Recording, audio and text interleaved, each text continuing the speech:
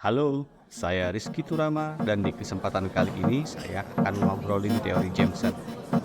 Kali ini teman ngobrol saya adalah Hervin Nopiani Kurosan. Dia seorang dosen di Universitas Diponegoro. Tanpa berpanjang kata lagi, langsung saja kita mulai sesi ngobrol kali ini.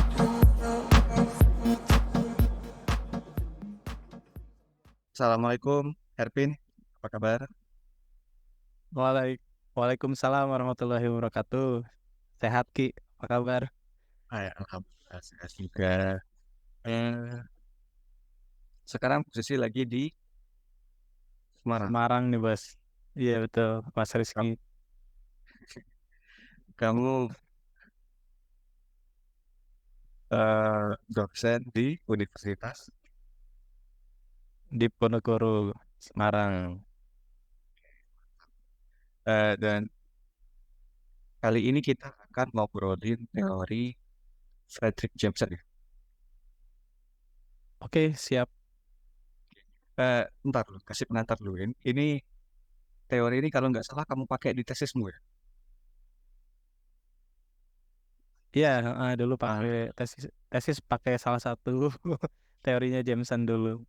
Oke, Yang dulu tuh fokus ke yang hermeneutik sebenarnya. Hermeneutika eh, Jameson itu sendiri gitu.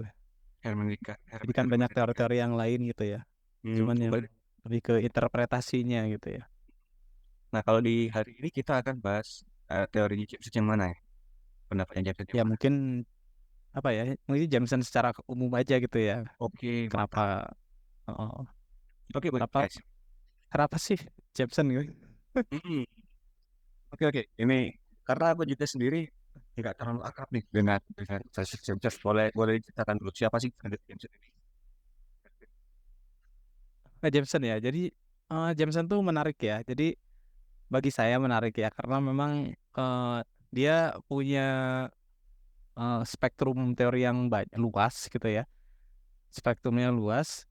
Jadi dia nggak hanya berbicara tentang sastra tapi kebudayaan secara lebih luas gitu ya, dan juga tulisannya juga mendalam ya. Mendalam ya, nah ini yang dua hal yang sebenarnya di satu sisi menarik, di satu sisi kadang-kadang membuat repot juga ya untuk mempelajarinya gitu ya, karena spektrumnya yang luas dan eh, bahasanya yang tidak begitu lazim ya, lazim dibandingkan dengan eh, penulis-penulis pada umumnya gitu ya. Jadi itu ya, salah satu menariknya karena dia juga apa ya namanya, salah satu yang penting saat ini ya, eranya saat ini ya eranya Jameson juga gitu ya, jadi salah satu yang penting. Jadi kalau kita bicara Jameson, uh, apalagi kalau kita seneng postmodern gitu ya, tidak, kita mau nggak mau harus mengutip Jameson gitu ya, karena memang dia Mm-mm. salah satu pelopor juga yang menteorikan apa itu postmodern, misalkan ya konteks postmodern. Nggak, di luar postmodern juga misalkan dalam kritik Marxis juga dia punya pandangan yang unik juga gitu ya. Nah misalkan gini, kita kan biasanya fokus melihat sesuatu atau mengkaji sesuatu itu kan isi ya, konten gitu ya. Jadi kita melihat konten, konten itu lebih penting daripada bentuk, daripada form gitu. Tapi Jameson melihat sebaliknya gitu. Jangan-jangan yang form itu yang biasa kita singkirkan, tidak kita anggap penting, itu justru penting gitu. Penting juga untuk dikaji gitu. Eh, Nah, apakah sebenarnya embrio apakah gimana? Jameson ini ada keterkaitan dengan formalisme Rusia? Karena kalau nggak Nah, salah waktu Pak Faruk dulu di kuliah pernah membahas bahwa ya, formalisme Rusia juga menganggap bahwa dalam sastra ya, yang penting itu bentuk. hmm, Isi itu ya nggak penting. Penting itu bentuk. Kalau kita melihat sesuatu dari jendela yang bentuknya segitiga, di luar itu pokoknya itu bentuknya segitiga gitu. Kalau nggak oke. salah. Tapi Hmm. mungkin eh yang ya mungkin ada kaitannya juga ya. Ada, itu hal yang wajar gitu, ada pengaruh dari dari anu. Jadi memang dia memang bacaannya sebenarnya luas gitu ya. Bacaan Jameson itu sangat luas gitu. Jadi tidak hanya, jadi berbagai spektrum dia kaji gitu ya. Jadi termasuk strukturalisme, pasca strukturalisme juga ada pengaruhnya walaupun mungkin tidak secara langsung. Namun yang Jadi paling besar pengaruh bagi Jameson tuh ya Marxis dan juga eh, psikoanalisis gitu ya sebenarnya gitu ya. Namun psikoanalisisnya gagasan psikoanalisisnya psikoanalisisnya secara umum. Lacan ya secara umum ya juga Lacan juga gitu. Jadi dia tuh Ya. bisa menggabungkan antara dua grand naratif misalkan ya psikoanalisis sama sosiologi kan atau dengan Marxis gitu ya cenderung agak beda ya. Yang satu fokusnya ke masyarakat, yang satunya ke eh, apa namanya Diri, ke ke diri gitu ya.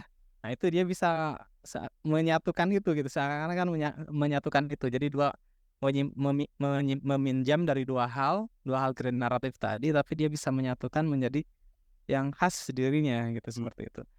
Nah terkait bentuk tadi eh sebenarnya dia tidak saya lihat nggak mengacu banyak ke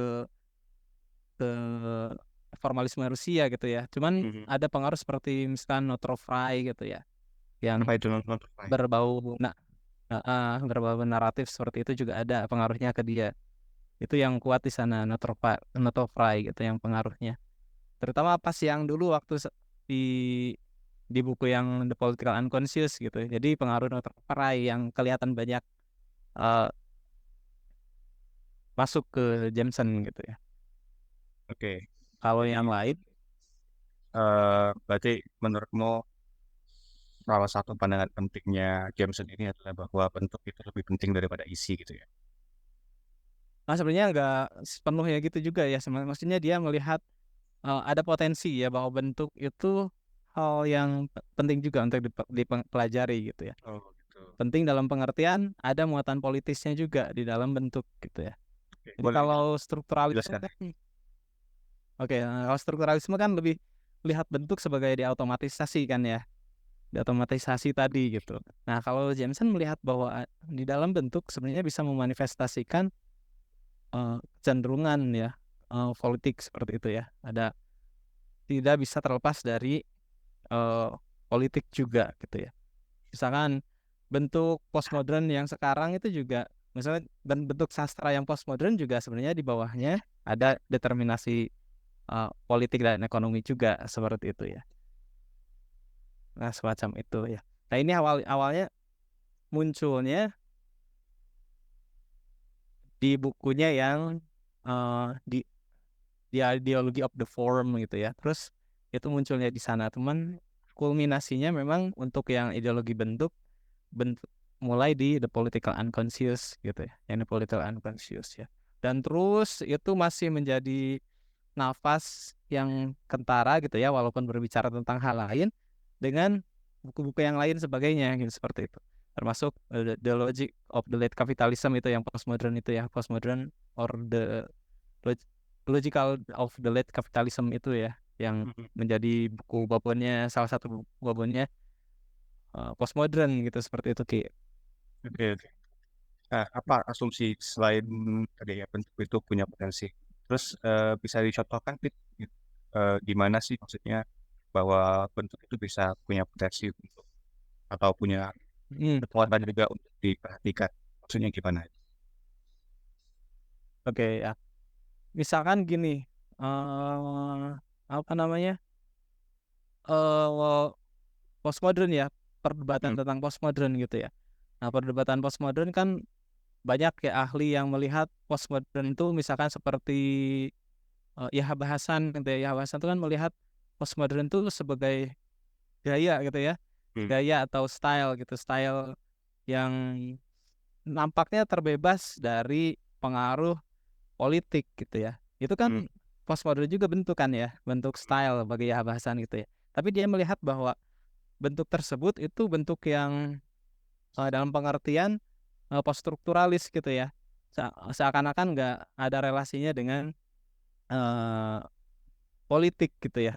Bentuk seperti itu. Jadi bentuk yang wah ini bentuk yang berbeda baru gitu ya. Kalau dulu kecenderungannya bentuk-bentuk yang modern tuh kan ada pusat, ini hmm, memperhitungkan pinggiran gitu. Terus ada akar, terus ada ini memikirkan ranting seperti itu dan lain sebagainya ya, ada rhizome dan lain sebagainya. Terus eh, ada yang logis, yang ini sebaliknya gitu ya. Jadi ada apa namanya hal-hal yang berbeda antara modern dengan postmodern gitu. Tapi Postmodern. nah pandangan semacam itu bagi James sebenarnya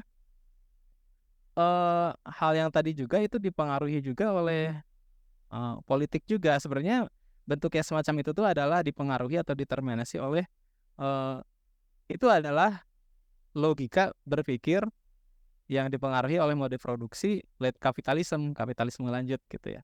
Misalkan kalau bentuk-bentuk realisme di abad 19 gitu ya, itu bentuk realisme itu menjadi paradigma gitu ya, umum digunakan gitu ya. Ya karena memang dipengaruhi oleh politik ekonomi kapitalisme awal gitu ya. Terus era modernisme, bentuk-bentuk yang modernis yang tadi ya, yang dicontohkan itu juga dipengaruhi yang oleh kapitalisme pertengahan gitu. Dan sekarang era postmodern, gaya-gaya yang postmodern seperti itu sebenarnya juga dipengaruhi oleh mode produksi yang disebut dengan mode produksi late capitalism gitu. Nah, jadi bentuk-bentuk seperti tadi gitu ya, dari realisme, misalkan 3 contoh tadi ya, realisme, modern sama postmodern, itu pada dasarnya dipengaruhi atau tidak bisa dilepaskan dari konteks mode produksi yang melatar belakanginya gitu ya. Di era kapitalisme, di era realisme itu cerminan abad 19, terus modern modern itu cerminan ya setelahnya gitu ya. Dan yang saat ini yang postmodern, gaya-gaya atau bentuk-bentuk postmodern ya dipengaruhi oleh logika kultural kapitalisme lanjut seperti itu.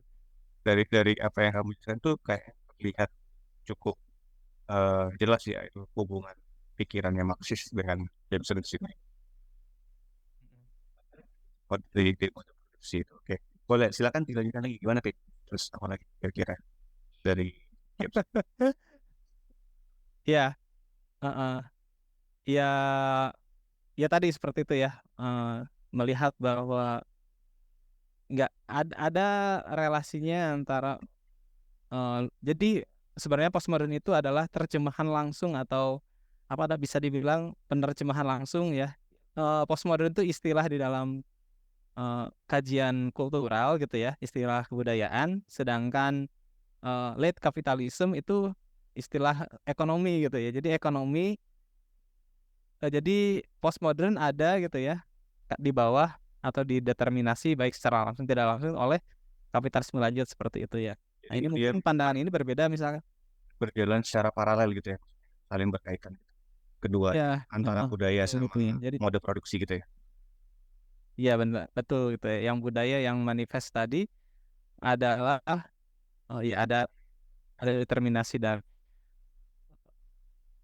tadi ekonomi juga dan politik seperti itu ya. Nah ini mungkin berbeda dengan Budriyah gitu ya. Budriyah kan fokus untuk melihat bahwa ya sekarang tuh eranya gugurnya atau kalahnya, jatuhnya apa yang disebut dengan grand naratif gitu ya. Mm-mm. Story di belakang story gitu ya. Ada story di dalam story gitu ya.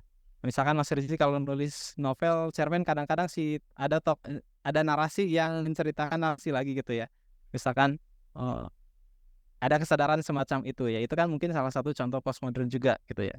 Ada narasi di balik narasi. Nah, Badriah itu bilang bahwa kita ini udah saatnya grand narasi itu ya sudah nggak ada gitu ya. Misalkan grand narasi itu seperti agama gitu ya. Agama kita melihat sesuatu agama itu sebagai misalkan solusi untuk berbagai kehidupan gitu ya. Jadi cerita tentang ekonomi, cerita tentang budaya, cerita tentang hukum dan lain sebagainya itu di baliknya ada narasi besar yaitu agama misalkan. Jadi segala permasalahan ya agama gitu solusinya. Atau sebaliknya misalkan sains ya, paradigma sains atau grand naratifnya sains gitu ya. Jadi segala sesuatu di muka bumi ini di latar belakangi sains gitu. Sains bisa menjadi permasalahan bagi berbagai hal gitu. Nah kalau Marxis kan jelas ya ekonomi gitu ya yang Ya, menjadi grand naratif terhadap yang lain gitu ya. Kalau psikologi ya berarti ya aspek psikologi tadi gitu. Nah grand naratif seperti ini. Nah ilmu-ilmu atau misalkan kebudayaan yang berfokus pada grand narrative tersebut sekarang tuh kan mulai apa namanya ya, udah mulai hilang gitu ya batasan antara itu gitu ya. Grand narrative itu udah nggak ada kata kata Betul ya. Baudrillard gitu ya.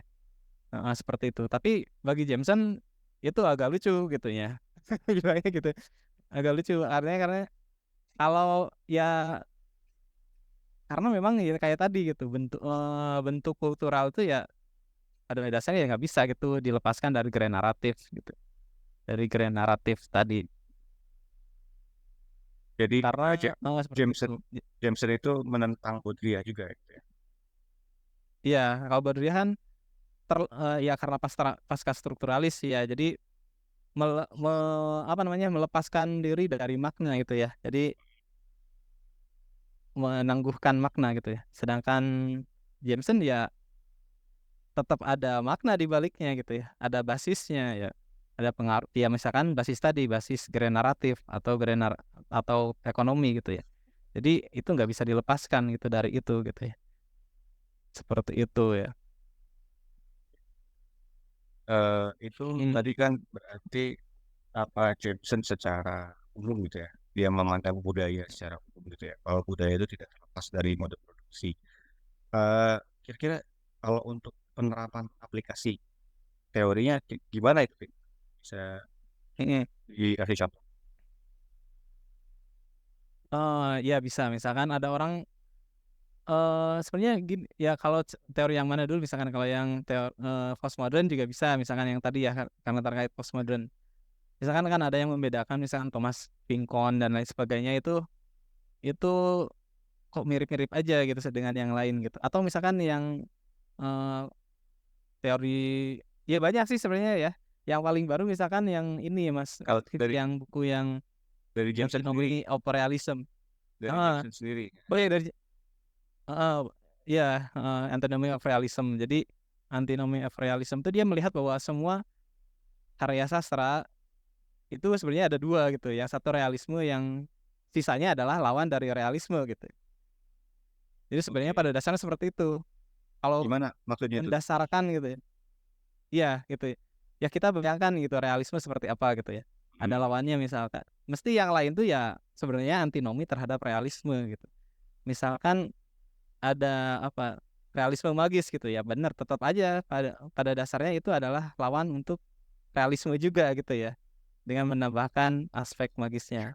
Surrealisme juga sama, postmodern juga sama gitu. Bentuk yang seperti itu sebenarnya lawan untuk realis juga gitu. Jadi dia bikin pengkategorian yang sangat basic sekali gitu ya antara realisme dengan antinomi ya dengan yang lainnya gitu.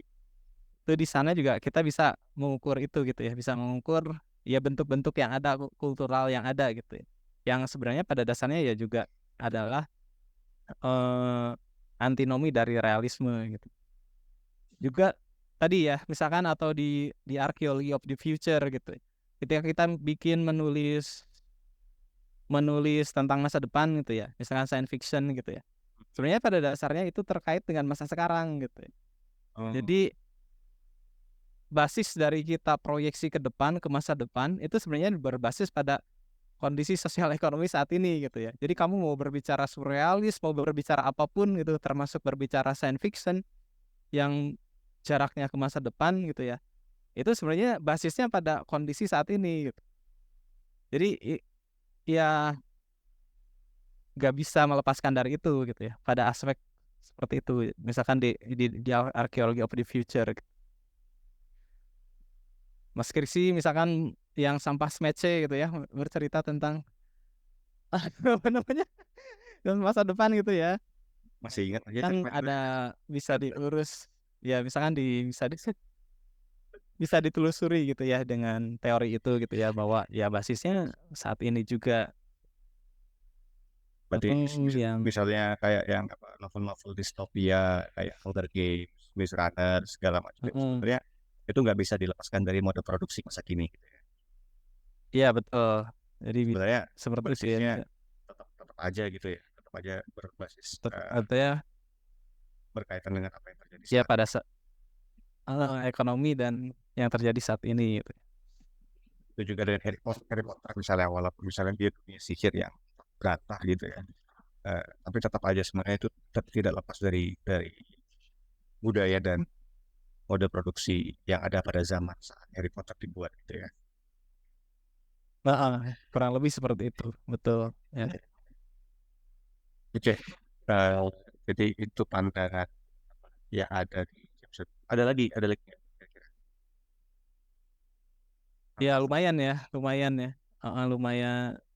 Ya sebenarnya banyak ya, cuman bukunya juga banyak juga gitu Apa saja? untuk Kalau dikaji gitu ya. Yang itu misalkan yang kalau yang buku-buku wajib yang harus kita baca kalau ingin mengetahui sebenarnya paling nggak pengantarnya titik. Apa? oke, Kalau untuk tahu pengantar pemikiran Jameson ini buku apa sih yang harus dibaca gitu? heeh. Sebenarnya ini banyak yang mewanti-wanti ya kalau baca Jameson itu kan eh, relatif berat karena tadi eh, range-nya banyak Luas. ya. Dia bicara luas, tadi ya bicara dengan globalisasi juga, bicara tentang apa gitu, banyak hal yang dipelajari. Terus juga bahasanya yang rumit ya, bahasanya yang rumit. Nah ini mungkin bahasa yang rumit gitu. Dan tapi dia punya, bahkan sering ada anekdot ya, misalkan Terry Galton gitu ya. Jadi kalau dia tuh mau ngambil buku Jameson, dia lari ke rak buku yang isinya sastra.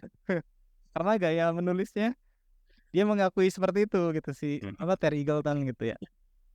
Dia lari ke rak buku sastra karena tulisannya sangat prosaik gitu, sangat prosaik dan ya kayak beda dengan buku apa namanya buku teori gitu ya.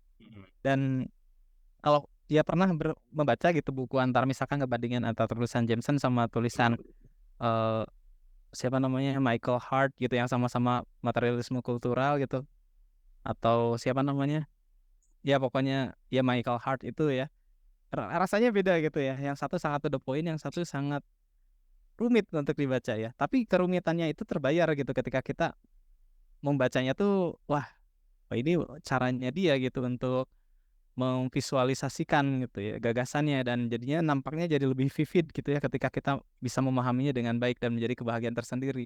Dan Jameson juga sebenarnya dia juga pernah berkomentar seperti ini. Ada yang bilang bahwa tulisan Adorno tuh capek gitu untuk dibaca gitu ya, berat gitu. Nah, sebenarnya ya dia mengomentari bahwa ya tulisannya itu menyeleksi pembacanya gitu. Tulisan yang sulit seperti itu, Jameson menulis tulisan yang sulit karena memang mengajak pembaca untuk berpikir gitu. Jadi bukan tidak memberikan peluang kepada pembaca untuk men-skip gagasan-gagasan dia gitu. Oke. Kalau tulisannya terstruktur, maksudnya dalam pengertian pokok kalimatnya ketahuan di mana gitu ya, itu orang tuh cenderung men-skip gitu, hanya melihat ini pokoknya aja gitu, udah tamat satu buku gitu. Nah kalau dia nggak seperti itu cara nulisnya, nggak di semua buku ya, memang nggak di semua buku. Ada buku-buku tertentu yang nggak seperti itu. Nah tapi kebanyakan seperti itu gitu. Jadi bahkan daftar isinya gitu, kita nggak bisa menebak isinya dari daftar isinya gitu ya, karena daftar isinya mungkin ada cuman 5 judul gitu ya, introduction terus part terus conclusion gitu ya. Ini maksudnya apa gitu, sulit gitu ya, memang harus dibaca gitu, benar-benar harus dibaca karena kesulitan tadi gitu ya. Nah, bukunya apa aja Dia, kira-kira? nah jadi harus lari dulu ke apa namanya, ke buku pengantar dulu, jadi komentator dari ahli terhadap karya-karya Jameson. Nah memang bisa aja sih, tapi memang harus ada catatan juga gitu. Buku-buku catatan, buku-buku pengantar ke Jameson itu banyak sebenarnya. Misalkan ada yang paling populer tuh yang karyanya Adam Robert gitu. Adam Robert, Telly Junior sama Ian Buchanan, terus satu lagi apa ya? Satu lagi tuh namanya Robert Kellner ya kalau nggak salah, Kellner. Nah, tapi di antara ketiga itu sebenarnya nggak bisa satu persatu ya, karena ketika aku baca Adam Robert, dia bagus gitu, dia bisa melihat bisa genealogi cara pemikiran Jameson itu gitu ya, oh dia tuh terpengaruh si ini, oh pikiran skizofren tuh maksudnya diambil dari sini dan lain sebagainya, terus pasti seperti apa gitu, terus pokoknya dia bisa merunut silsilah atau riwayah Jameson gitu ya, riwayah intelektual Jameson gitu, itu bagus gitu, bisa melakukan itu, merunut itu. Tapi ternyata pas aku baca di sana loh, dan aku membaca kan dulu aku bacanya langsung bukunya ya, langsung buku yang The Political Unconscious. Ya, jadi kok ada perbedaan gitu. Ada perbedaan dalam pengertian gini, kok di Adam Robert gak ngebahas tentang interpretasi hermeneutika gitu di buku The Political Unconscious, padahal itu sangat penting banget gitu. Sangat penting Iya. banget di bukunya. Karena ya di introduction tentang tentang interpretation aja itu di bukunya Jameson itu ngambil 90 halaman gitu. Waduh. Tapi kok nggak disinggung sama sekali di Adam Robert gitu. Dia hanya fokus kepada ya ideologi bentuk, terus ini ada terpengaruh psikoanalisis, ini terpengaruh ini gitu ya. Nah, padahal yang penting seperti tadi terlewatkan gitu. Tapi tetap saja jadi harus harus berimbang gitu ya. Nah, akhirnya saya agak meninggalkan yang buku Adam Robert ya, terus fokus ke yang buku aslinya gitu. Tapi ketika itu baca lagi yang perspektif yang lain gitu. Ada pengantar yang lain dari Ian Buchanan. Nah, yang Ian Buchanan ini sebaliknya, dia tidak mengkaji secara genealogi tadi gitu, genealogi pemikiran Jameson dari awal sampai akhir gitu. Nah, kalau dia membaginya berdasarkan buku-buku gitu ya, buku anu, misalkan The Political Unconscious, Postmodern, terus Fallacies of Dialectic dan lain sebagainya gitu ya. Satu buku terus dia disarikan gitu isinya, gitu. Sarikan isinya dia tuh bicara tentang apa gitu ya. Hakikatnya The Political Unconscious itu dimulai dari mana gitu. Oh, Nah, di sana dia berbicara tentang interpretasi gitu, interpretasi yang ada di Political Unconscious. Jadi, oh oke nih bagus ini gitu ya. Terus kalau yang Telly Junior itu dia membaginya berdasarkan tema gitu. Tema dialektika, tema postmodern, tema Political Unconscious, ideologi bentuk, ideologi teori misalkan ya. Terus globalisasi dan lain sebagainya. Jadi dilihat dari temanya. Jadi sebenarnya harus gak bisa satu buku pengantar juga gitu ketika mau baca itu, karena tadi ada fokus yang mungkin membuat dia si penulis itu melupakan aspek yang lain, termasuk tadi gitu yang saya ceritakan bahwa di Adam Robert yang harusnya ada interpretasi itu nggak ada sama sekali, padahal itu sangat krusial gitu ya, menjadi basis untuk pengkajian Jameson yang di subbab-subbab yang lainnya gitu ya, tentang penafsiran konsentris itu ya. Jadi itu nggak ada. Jadi kalau untuk membaca Jameson secara umum dari awal, bisa dimulai dengan 3 buku tadi ya, 3 buku dari para kritikus tadi.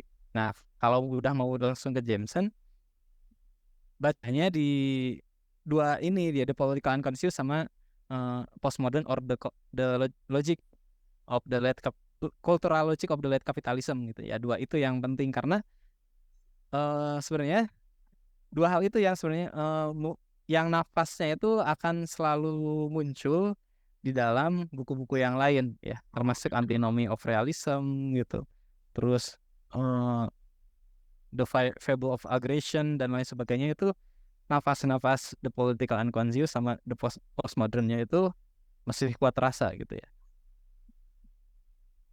Ideologi teori juga sama, semuanya ada pengaruh dari The Political Unconscious sama sama Postmodern or Cultural Logic of Capitalism. Jadi mulai dari 2 itu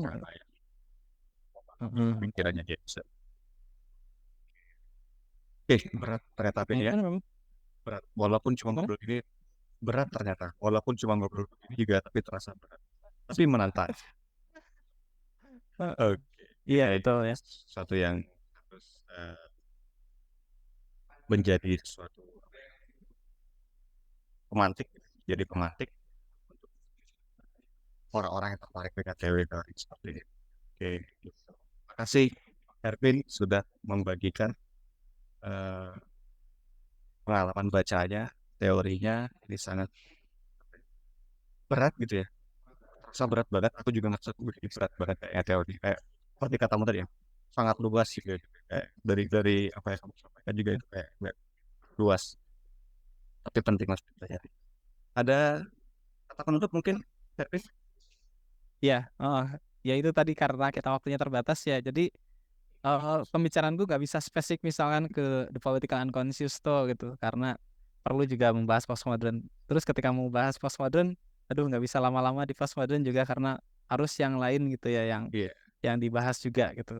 Jadi ya di sini jadinya hanya globalnya saja gitu ya, garis umumnya terkait pemikiran Jameson. Tapi menurut saya kalau teman-teman siapapun yang berupaya untuk membaca, wah itu membaca Jameson gitu ya, nanti bakalan menemukan hal-hal yang saya pikir menarik gitu ya, seperti tadi gitu ya.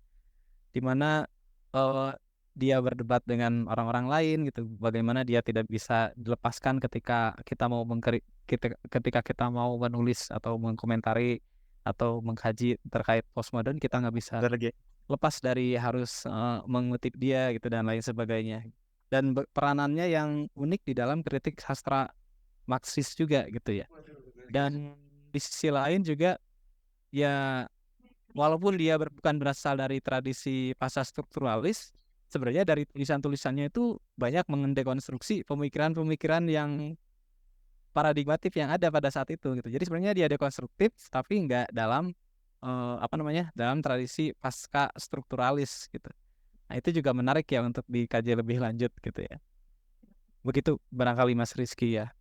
Terima kasih Ervin untuk kesempatannya kali ini. Nanti mungkin kita perlu buat Jameson versi kedua, edisi kedua nanti. Oke, Ya. sekali lagi terima kasih. Saya akhiri ya. Selamat beraktivitas. Assalamualaikum. Waalaikumsalam warahmatullahi wabarakatuh.